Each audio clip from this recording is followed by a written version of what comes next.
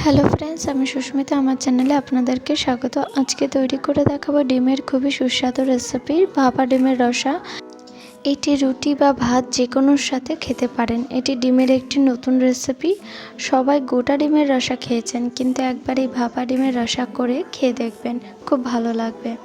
আর যারা ডিম খেতে ভালোবাসে তাদের এই রেসিপিটি খুবই ভালো লাগবে। তাহলে বেশি কথা না বলে রেসিপিটা দেখে নিন। এখানে ভাপা ডিমের রসা বানানোর জন্য 3টে ডিম নিয়েছি। একটি বাটির মধ্যে ডিমগুলি ফাটিয়ে নিন।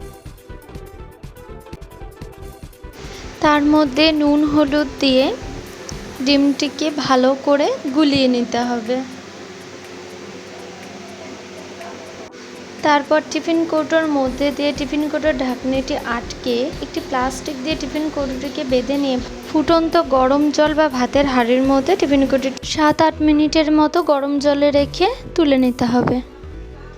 এদিকে মশলার জন্য পেঁয়াজ ও আদা ছাড়িয়ে কুচিয়ে নিয়েছি, রসুন ছাড়িয়ে নিয়েছি আর আলুর খোসা ছাড়িয়ে বড় বড় করে পিস করে কেটে নিয়েছি। 8 মিনিট পর টিফিন কৌটোটি তুলে নিয়েছি। আর দেখুন কত সুন্দর লাগছে।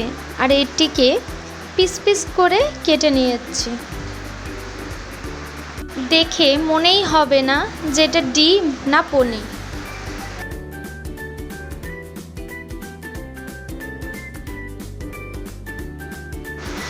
তারপর কড়াইতে তেল দিয়ে তেলটা গরম হয়ে গেলে এক এক করে ডিমের পিসগুলো তেলের মধ্যে ছেড়ে দেব। তারপর সেগুলি লাল লাল করে ভেজে নিয়ে সেই তেলের মধ্যে তেজপাতা, জিরে, শুকনো লঙ্কা ফোড়ন দিয়ে পিস পিস করে কেটে রাখা আলুগুলো দিয়ে তার মধ্যে একটু হলুদ ও নুন দিয়ে আলুগুলো ভেজে নিতে হবে।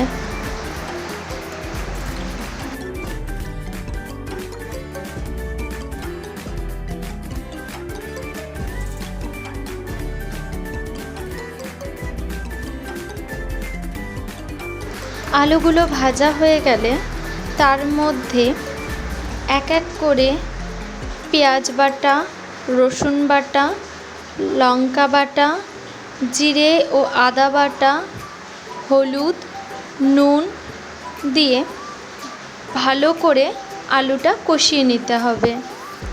আমি আগেই রসুন, আদা, পেঁয়াজ এগুলো সব বেটে নিয়েছি।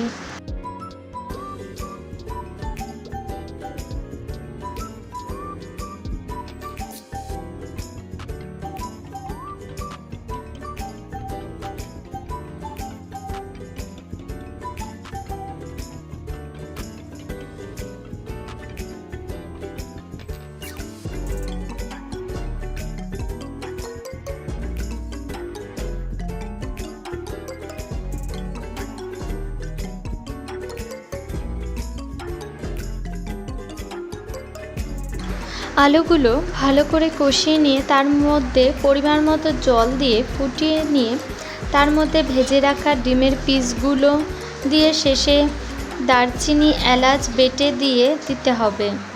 তারপর কিছুক্ষণ পর ঢাকা দিয়ে কিছুক্ষণের জন্য রেখে দিয়ে ঢাকনিটি সরিয়ে ঢেলে নিলেই তৈরি গরম গরম ভাপা ডিমের রসা।